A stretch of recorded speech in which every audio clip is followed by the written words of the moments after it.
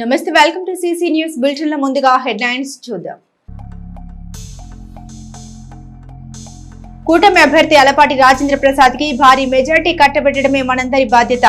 MLC ఎన్నికల ప్రచారంలో భాగంగా వెల్లడించిన మాజీ మంత్రి పత్తిపాటి.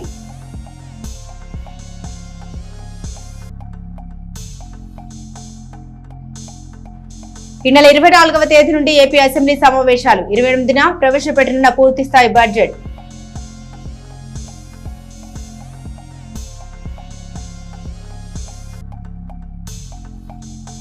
ఏపీఆర్సీని ప్రజలు సద్వినియోగం చేసుకోవాలి, వెల్లడించిన నాదెండ్ల మండల విద్యుత్ ఏఈ ప్రసాద్.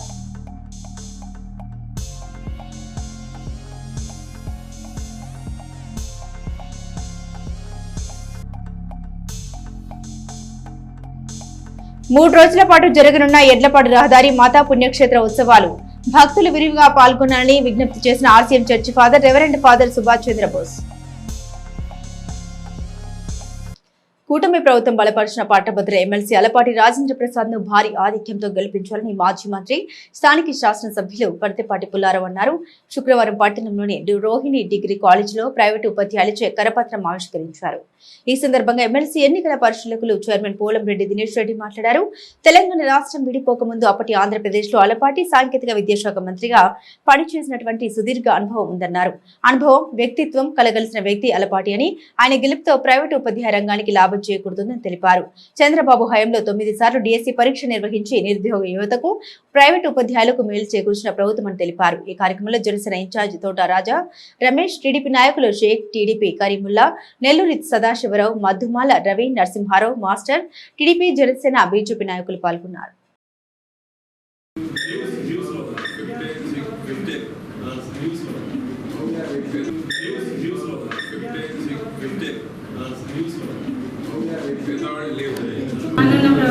ఇంతకుముందు జరిగిన ప్రభుత్వంలో ఉపాధ్యాయ వ్యవస్థ ఎలా దెబ్బతిన్నది, ఇప్పుడు మనకి ఫేవర్గా శ్రీ పత్తిపాటి కాలేజ్ యాజమాన్యం, అలానే ప్రిన్సిపల్ గారికి, అలానే ఇక్కడికి హాజరైన ఉపాధ్యాయులందరూ కూడా హృదయపూర్వకంగా ధన్యవాదాలు తెలియజేసుకున్నాము.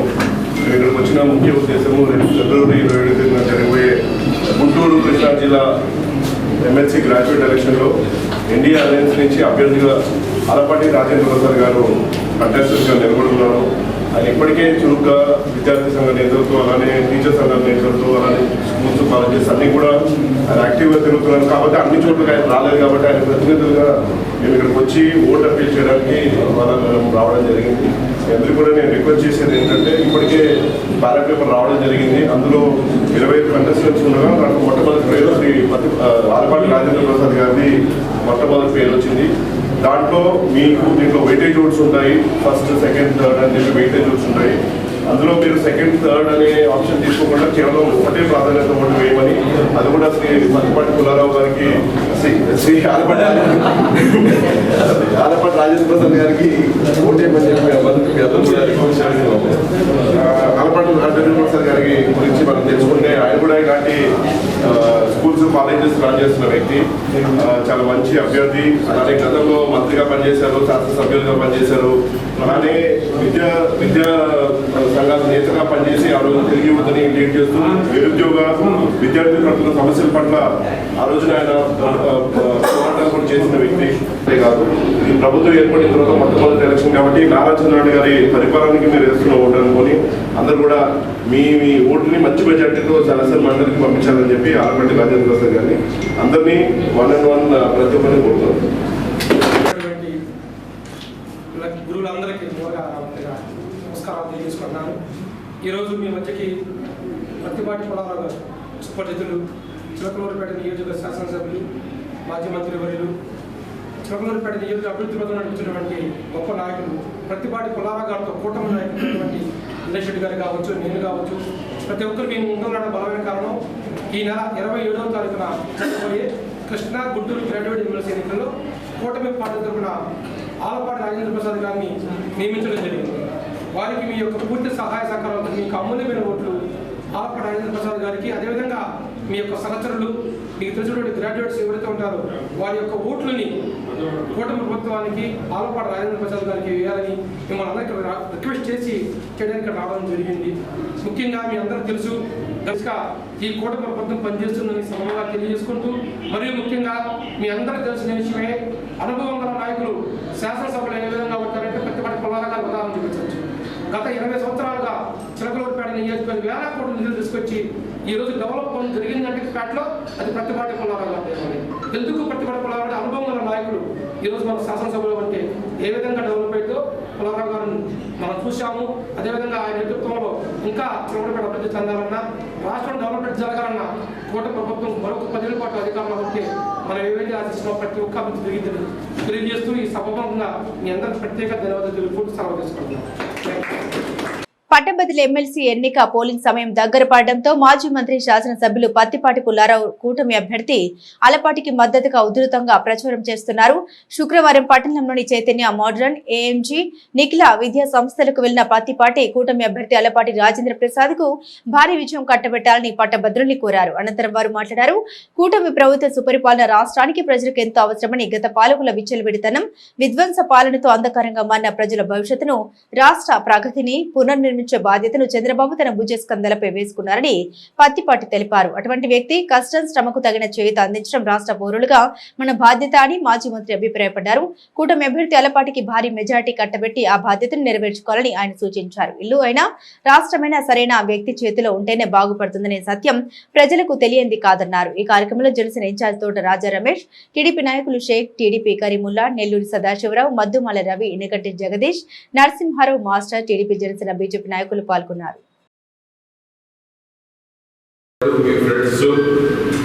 ఈ జిల్లాలో ఎక్కడున్నా, కృష్ణా, గుంటూరు, 3 జిల్లాలు ఎక్కడున్నా మీ ఫ్రెండ్స్ కూడా చెప్పి మెజారిటీ ఎక్కువ గెలుపు గురించి ప్రాబ్లం లేదు. మెజారిటీ ఎక్కువ వస్తే చంద్రబాబు గారు 8 నెలలు 9 నెలల పాలనకి ఇచ్చేటువంటి ప్రజాభిప్రాయం ఇది. కూటమి ప్రభుత్వం వచ్చినా ఏ విధంగా ఉంది, గాడిద పరిపాలన ఏ విధంగా గాడిద పెడుతున్నారు, దెబ్బతిన్న ఆర్థిక వ్యవస్థను ఏ విధంగా దారిలో పెడుతున్నారు, లాండ్ ఆర్డర్ ఏ విధంగా దారిలో పెడుతున్నారు. 8 నెలలు అహర్నిశలు 74 ఏళ్ల వయసులో చంద్రబాబు గారు రెస్ట్లెస్ గా పనిచేస్తున్నారు. కూటమి ప్రభుత్వం పనితీరుకి ఇచ్చేటువంటి ప్రజా తీర్పు ఈ ఎమ్మెల్సీ ఎన్నికలు. కాబట్టి మీ అందరూ రిక్వెస్ట్ చేయడానికి కూటమి తరఫున అందరూ రావడం జరిగింది. కాబట్టి మీ అందరూ దయచేసి ప్రాధాన్యత కూడా ఒకటే వెయ్యాలి. ఫస్ట్ రాజేంద్ర ప్రసాద్ గారి పేరే వచ్చింది. ప్రాధాన్యత ఓటు కూడా ఒకటే వెయ్యాలి. రెండో ప్రాధాన్యత ఓటు వెయ్యని అవసరం లేదు. కాబట్టి మీ అందరూ 27వ తేదీ 8 గంటల నుంచి 4 గంటల వరకే ఉంటుంది. కాబట్టి మీరందరూ ఇన్ టైంలో వచ్చి పోలింగ్ చేసి 1వ ప్రాధాన్యత ఫస్ట్ ఒక నిలువు గీత ఒకటి పెట్టడమే.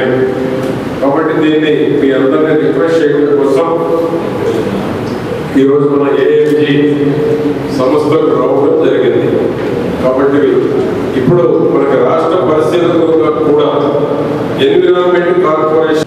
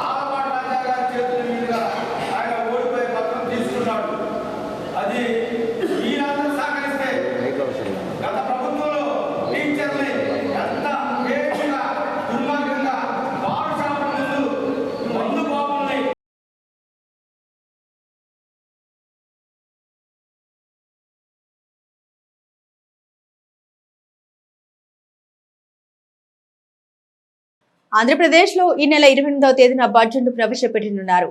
ఈ మేరకు సమావేశాల షెడ్యూల్ను విడుదల చేశారు. ఈ నెల 24వ తేదీ నుండి ఏపీ అసెంబ్లీ సమావేశాలు ప్రారంభం కానున్నాయి. మరుసటి రోజు 25వ తేదీన గవర్నర్ ప్రసంగానికి ధన్యవాదాలు తెలిపే తీర్మానం ఉంటుంది. మొదటి రోజు బీఎస్సీ తర్వాత ఎన్ని రోజులు సభను నడపాలి అనే దానిపై నిర్ణయం తీసుకుంటారు. ఈ సమావేశంలో ఏపీ ప్రభుత్వం 2025-2026కు సంబంధించి పూర్తి స్థాయి బడ్జెట్ను ప్రవేశపెట్టింది. ఇందుకు సంబంధించిన గెజెట్ను గతంలోనే విడుదల చేసింది. ఈ నెల 27వ తేదీన ఏపీలో ఎమ్మెల్సీ ఎన్నికలు జరగనున్నాయి. ఆ మరుసటి రోజునే బడ్జెట్ ప్రవేశపెట్టనున్నారు. ఏపీలో కూటమి ప్రభుత్వం ఏర్పడి దాదాపు 8 నెలలు దాటింది. గత ఏడాది జూన్లో కొత్త ప్రభుత్వం ఏర్పడింది.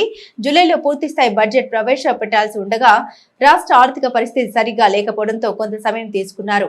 2 సార్లు ఓటాన్ అకౌంట్లు బడ్జెట్ ప్రవేశపెట్టారు. ఆ తర్వాత రాష్ట్రంలో ఉన్న అప్పులు, అమలు చేయాల్సిన పథకాలు, వాటికి అయ్యే ఖర్చుల గురించి పూర్తిగా ముదింపు చేశారు.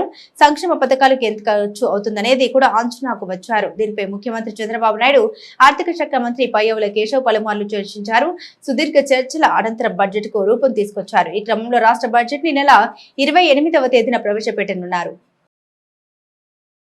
చిలకలూరుపేట మున్సిపల్ కార్మికుల సమస్యల్ని పరిష్కరించాలని ఏఐటీయూసీ అనుబంధ ఏపీ మున్సిపల్ వర్కర్స్ యూనియన్ రాష్ట్ర డిప్యూటీ సెక్రటరీ బందెల రవికుమార్ కోరారు. గురువారం మాజీ మంత్రి ఎమ్మెల్యే పత్తిపాటి పుల్లారావును సిపిఐ కార్మిక సంఘం నాయకులతో కలిసి విజ్ఞాపన పత్రాన్ని అందించారు. ఈ సందర్భంగా ఆయన మాట్లాడారు. మున్సిపల్ ఉద్యోగ కార్మికుల వేతనాల చెల్లింపు, పనుల అప్పగింత, నిర్వహణ, సాంఘిక భద్రత మున్సిపల్ శాఖకే పూర్తి బాధ్యతలు ఉండాలని, ప్రైవేట్ కంపెనీ ఏజెన్సీలకు అప్పజెప్పొద్దని విజ్ఞప్తి చేశారు. అవుట్ సోర్సింగ్, పారిశుద్ధ్య ఇంజనీరింగ్ కార్మికులను పర్మనెంట్ చేయాలని, పర్మనెంట్ కార్మికులకు గత 3 సంవత్సరాలుగా పెండింగ్ లో ఉన్న సరెండర్ లీవ్లు, ఎన్కాష్మెంట్ 3 డిఏలు సత్వరమే విడుదల చేయాలని కోరారు. ఇంజనీరింగ్ కార్మికుల వేతనాల పెంపుకై గత సమ్మెలో నాటి ప్రభుత్వంతో అంగీకారమైన అగ్రిమెంట్ మేరకు వేతనాలు పెంచి ఇవ్వాలని, జనాభా ప్రాతిపదికన కార్మికుల్ని పెంచాలన్నారు. ఇంజనీరింగ్ ఒప్పంద సిబ్బందికి సంక్షేమ పథకాలు వర్తింపజేయాలని, గత 17 సంవత్సరాలుగా స్కూల్ స్వీపర్లకు వేతనాలు పెంచలేదని, సత్వరమే వీరి వేతనాలు పెంచాలని కోరారు. ఇందుకు ఎమ్మెల్యే పత్తిపాటి పుల్లారావు స్పందించారు. ఈ అంశాలను ముఖ్యమంత్రి చంద్రబాబు నాయుడు దృష్టికి తీసుకెళ్తామని హామీ ఇచ్చారు.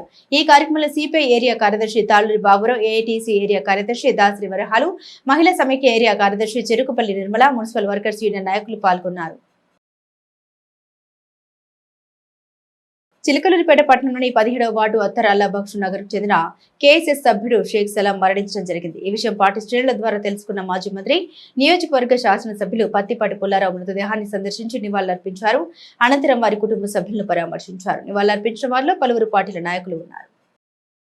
గృహ వినియోగదారుల కోసం తీసుకొచ్చిన విద్యుత్ అదనపు వినియోగ లోడు రెగ్యులేస్ పథకాన్ని నాదెండ్ల మండల ప్రజలు సద్వినియోగం చేసుకోవాలి. మండల విద్యుత్ ఏఈ ప్రసాద్ తెలిపారు.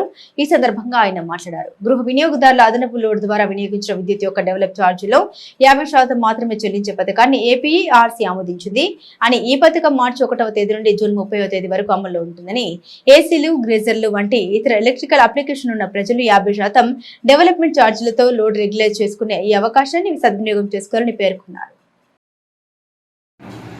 నమస్కారం అండి. గణపవరం గ్రామ పంచాయతీ ప్రజలందరికీ తెలియజేయండి ఏమంటే, మన గ్రామ పంచాయతీ పరిసర ప్రాంతంలో పొలిమేరలో ఎవరైతే చిరు వ్యాపారులు కానీ షాపులు కానీ పెట్టుకొని నిర్వహిస్తున్నారో, వ్యాపారం చేస్తున్నారో వాళ్ళందరూ ప్రతి సంవత్సరం విధిగా లైసెన్స్ పొందాలి. వచ్చే సంవత్సరంలో వ్యాపారం చేసుకోవడానికి ఈ సంవత్సరంలో ఫిబ్రవరి నెలాఖరులోపు లైసెన్స్ మా దగ్గర తీసుకొని నెక్స్ట్ ఇయర్కి వ్యాపారం మొదలుపెట్టుకునే విధంగా చూసుకోవాలి. కాబట్టి ఇప్పుడు 25-26వ సంవత్సరానికి గాను ఇప్పుడు ఈ ఫిబ్రవరి నెలాఖరులోపు తప్పనిసరిగా ప్రతి ఒక్కరు కూడా లైసెన్స్ తీసుకోవాలి. వ్యాపారం చేసే ప్రతి ఒక్కరు లైసెన్స్ పొంది ఉండాలి. ఇది గ్రామ పంచాయతీ ఇచ్చే లైసెన్సు. మీకు వివిధ రకాల వ్యాపారాలపై ప్రభుత్వం ఇచ్చే లైసెన్సులు వేరు. ఇది గ్రామ పంచాయతీలో వ్యాపారం చేస్తున్నారు కాబట్టి గ్రామ పంచాయతీ ఇచ్చే లైసెన్స్ వేరండి. ప్రజలకి పూర్తిగా అవగాహన లేక కొన్ని మేము ఆల్రెడీ తీసుకున్నామని అంటున్నారు.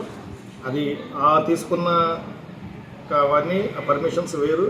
కానీ మీరు ఎవరైనా మా గ్రామ పంచాయతీ పరిధిలో వ్యాపారాలు చేస్తుంటే ఖచ్చితంగా గ్రామ పంచాయతీ ఏదైతే ఇప్పుడు చెప్పామో అలాగా మనం 200 రూపాయల నుంచి మ్యాక్సిమం 1000 రూపాయల దాకా ఉన్నాయండి. షాపును బట్టి కిరాణా కొట్టుకు ఒక రేటు, అలాగే మిగతా ఏ షాప్ అయిన మందుల షాప్కి ఒక రేటు, ఆ విధంగా దాని కేటగిరీని బట్టి ఉంది. ఆ కిరాణా కేటగిరీలో కూడా రకాలు ఉన్నాయి.